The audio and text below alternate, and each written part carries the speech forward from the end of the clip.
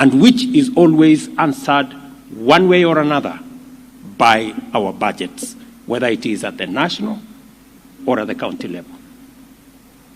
The second reason why this event is important is that the bottom-up economic transformation agenda has invited Kenyans to bravely confront difficult questions, make hard and often painful decisions, and evaluate whether we are serious about rapid growth and inclusive prosperity. The bottom-up economic transformation agenda examined the levels of poverty in our country, the number of people without employment, persistent food and nutrition insecurity, as well as severe vulnerability to climate shifts. The agenda has also prescribed a radical program of ambitious investment in programs and projects with potential to rapidly and sustainably turn the situation around.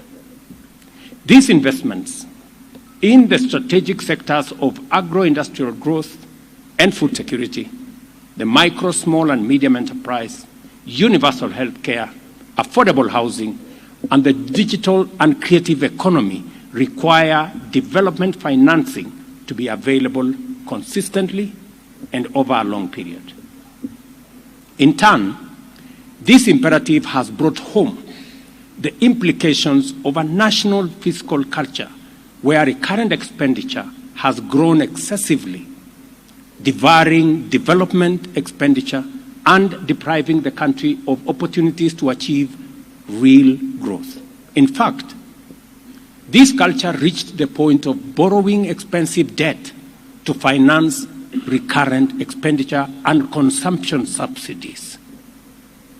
The cost of this trend is very high debt with increasingly risk of distress, low development, unsustainable recurrent budgets, runaway unemployment, poverty, and of course, inequality. Following extensive consultations around the country, we agreed as a people of Kenya that this situation cannot continue. We have to stop living dangerously and beyond our means. We instead need to tighten our belts and make necessary adjustments to make resources available for productive investment. We have seen the fruit of this resolve. As a result of prudent management strategies and bold decisions, we are now far from the cliff of debt distress. Investor confidence is growing in our country. Our currency has reversed its previous calamitous slide against major international currencies. Our import cover has grown to commendable levels, and our general economic outlook is positive. Food production has grown by record margins in successive seasons. Kenyans are receiving health care at home because of our community health promoters program. Young men and women are finding increasing employment opportunities across economic sectors, starting with our affordable housing program and all the digital space. As I talk to you today, we have 140,000 Kenyans working in our affordable housing program that were not working last year. We have 120,000 young people monetizing their digital skills. And many more are in the pipeline as we implement our program. There is no doubt that the implementation of the bottom-up economic transformation agenda has placed the country on the right path. Consequently, I am confident that the consistent execution of this agenda will deliver the goods we pledged in our manifesto. The Constitution mandates the government to ensure that public expenditure promotes the equitable resource and development of the country.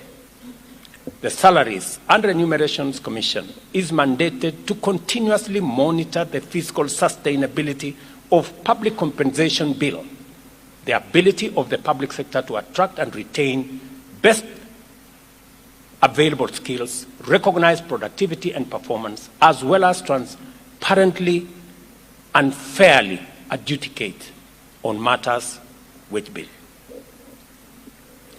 I know, as my deputy has said, if there is one organization that is not very popular, it is the Salaries and Remunerations Commission. They have a problem with the legislature. They have a problem with the executive. They even have a problem with the judiciary because everybody expects more pay. I want to encourage our legislature. I know they have tried in the past to limit the budget of the SRC as a punishment. I want to encourage them to be more patriotic. If there is one organization that needs support to enable us make the right decisions, not for themselves, but for the country, it is the Salaries and Remunerations Commission.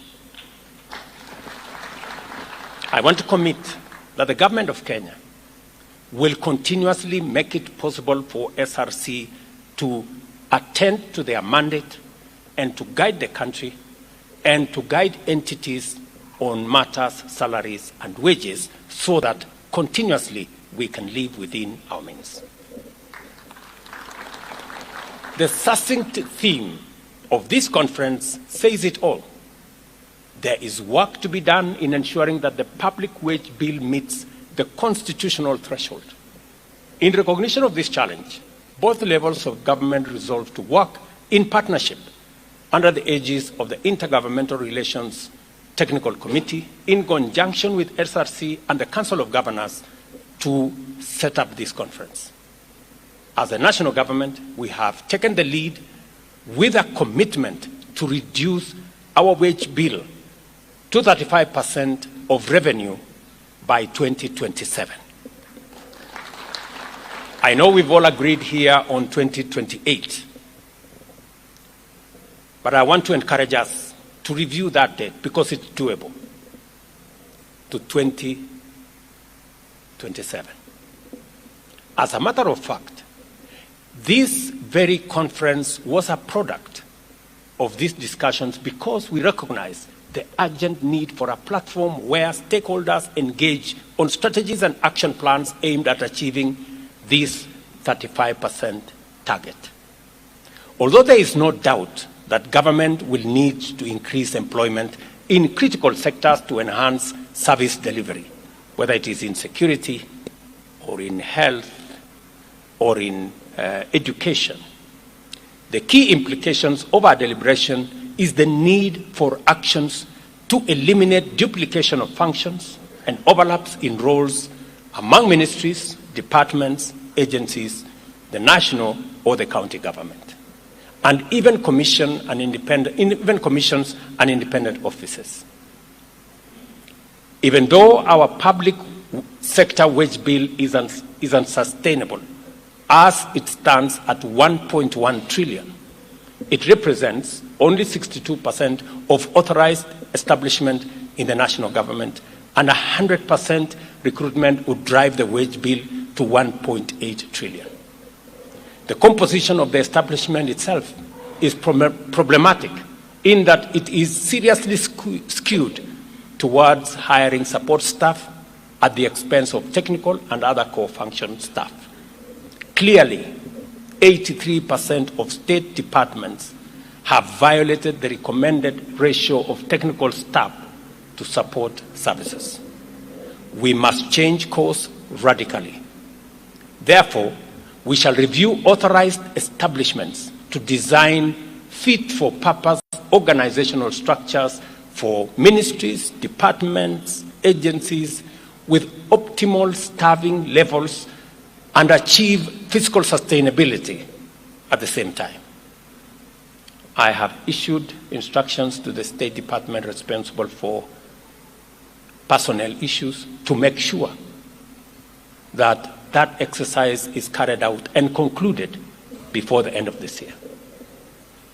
Our agenda is to work with determination to build on 2 decades of implementation of results-based management with its various tools, including rapid result initiatives, performance contracting, and citizen services delivery frameworks and deliver an effective, efficient, and transparent public service as a first step to turning Kenya into the hub of public and private sector productivity. A public sector characterized by high efficiency, integrity, accountability, and productivity is vital for the realization of our development aspirations and therefore indispensable for the bottom-up economic transformation agenda. It is also essential for our intentions to make Kenya Africa's productivity champion and the host of the African Productivity Center, which we already have been assigned. To get there, ministries, departments, agencies have to be much more serious about compliance with fundamental integrity, efficiency, and productivity standards. The level of non-compliance with vital constitutional mandates uncovered by the Auditor General and the Public Service Commission in their annual audits is unacceptable and amounts to impunity that can no longer be part of our public service. Just imagine, only 24% of our organizations received an unqualified audit, and the level of compliance with the PCS's audit of compliance with national values is far from pleasing. And nobody is bothered. We're continuing as if it is business as usual. I mean, leaders, heads of ministries, departments, agencies that have qualified accounts, one way or another, don't even bother to ask themselves, what are we doing about it? We cannot deliver for Kenyans when we are burdened with impunity, and we must work round the clock to make sure that we walk away from the current status. Let me again repeat, we cannot deliver for the people of Kenya when we are burdened with impunity and wounded by non-compliance. I want to see reports outlining corrective actions in respect of both audits within the next 21 days. And I expect radical improvements in future audits. It cannot be business as usual. If your accounts are qualified, I mean, you cannot just expect that, okay, it is qualified, so, I mean, you must do something about it. And so I'm expecting a record in the next 21 days of, so what? What are you doing about it?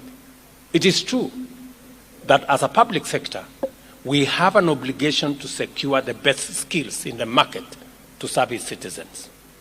To do this, the terms of service must be attractive and reasonable enough if they cannot outcompete the private sector. Over time, we have made progress in raising the condition of service for all levels of public sector employees.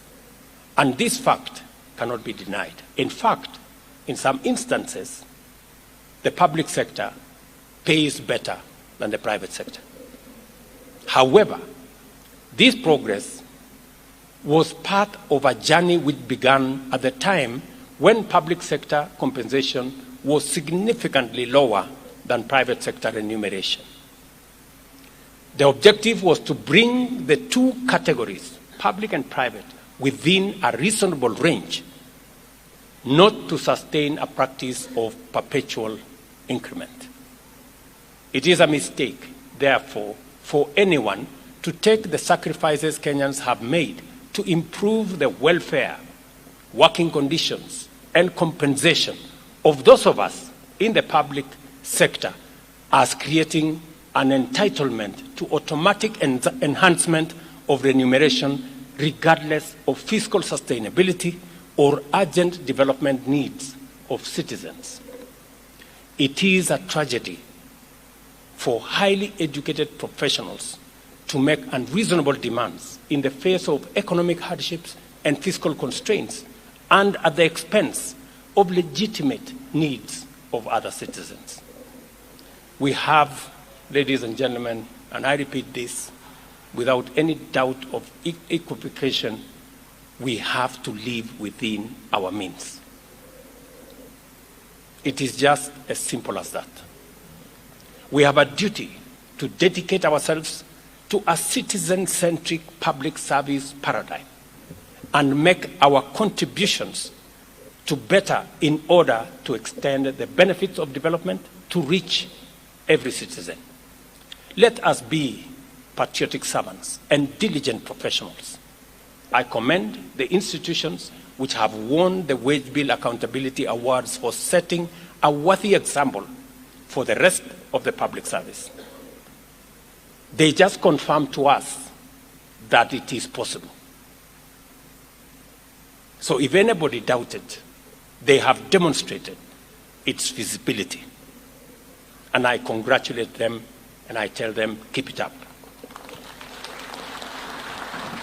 I have carefully listened to the resolutions of the Third National Wage Bill Conference as read here by the chairperson of the SRC, and identify myself with the proposed strategic interventions aimed at putting Kenya on the path to a public service wage bill that is sustainable under the Towards 35 aspiration set out in the conference theme. Let us collaborate and remain committed to implementation, because that is where the test is. We cannot fail if we work together in the spirit of patriotism, partnership, and teamwork. The government of Kenya remains committed, available, and determined to support every institution in implementing these resolutions.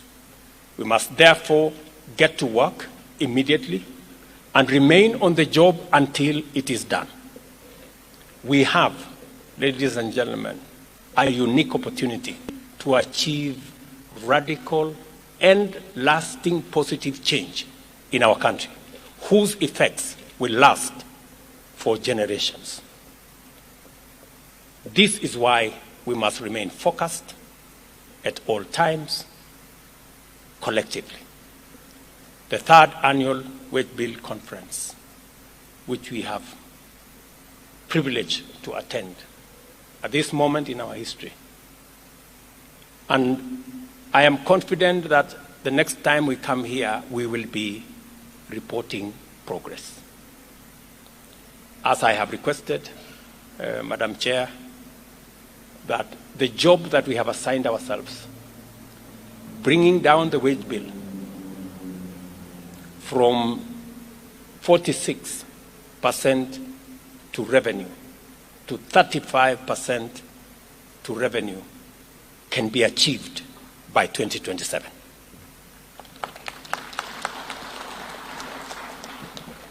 There are agencies, parastatals, institutions that have already achieved this without the target we have set. They confirm to us that with commitment, with determination, with courage, we can achieve this sooner than even 2027.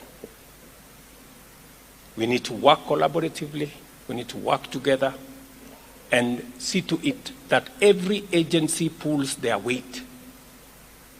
And as I have said, already the 2,100 identified people who have been earning government wages and salaries with fake certificates, so that tusisumbuane, they should just refund the money we pay them as salaries and wages, so that we stop the games. Otherwise, EACC, DCI must move with full speed to recover public resources that were spent on these people. Let me also announce here that those who have fake certificates working for government at any level, please surrender and walk away. Because it will not be business as usual as we go into the future. It is impunity of the highest level for any person to walk into a government office knowing very well that they have a fake certificate and actually get a job. I think it is, we spend 65 billion shillings every year on our education, surely. We should be able to take advantage of the 65 billion shillings we spend and get the 650 billion Kenya shillings every year we spend on education. You should be able to take advantage of the 650 billion we spend on education and get yourself a proper certificate. I don't think that it's too much to ask, so that at least we can hire. Part of the challenges we have in the public service is because the people who are working there don't have the qualifications they claim to have. And that contributes to the problem that we have. But finally, let me congratulate the Salaries and Remuneration Commission, the Council of Governors, and all that have participated in this conference, that we are harmonizing our strategy, we are collaborating, we are working together to make sure that we take our country to the next level. And I am very confident this country is a country of tremendous potential. This country is a great country. This country is a blessed country. We can take Kenya to the next level, working together. And I am very confident that it is doable. The third Wage Bill conference is now officially closed. Asanteni sana, and God bless you.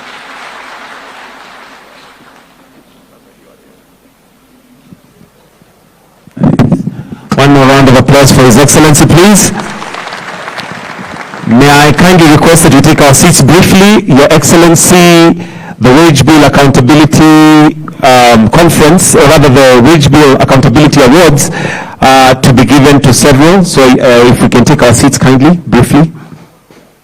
And we have 3 awards to be given out, and they are in the following. This is what they have achieved so far. The wage bill for these institutions has not been more than 35% ratio of revenue for 3 years consecutively. They have also demonstrated improvement on reduction of ratio of wage bill to revenue towards achieving 35% 3 years consecutively. They have unqualified audit opinions for the last 3 years consecutively, and have also put in place productivity mainstreaming measures. Your Excellency, I'll now move to those who are going to be awarded, and the first institution is Unclaimed Financial Asset Authority, UFAA, as second runners-up. If we can put our hands together for them as they now receive their award. That is Unclaimed Financial Asset Authority, UFAA, who are second runners-up.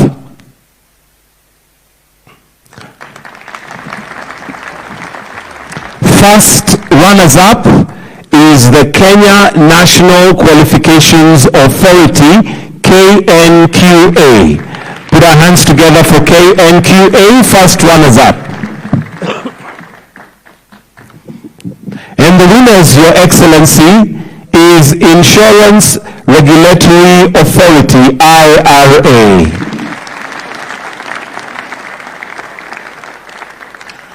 Thank you. May I request that we all be upstanding as we are now going to finish off with the national anthem.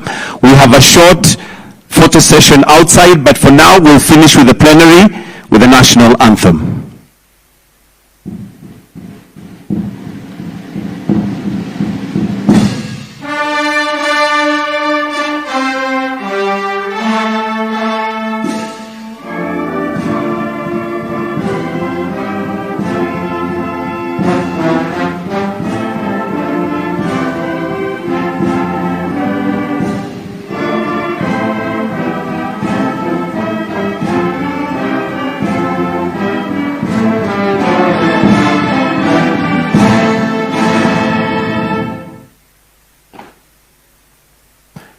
Your Excellency, we've come to the end of this plenary session. We request that we remain standing as we allow His Excellency to retreat at his own pleasure.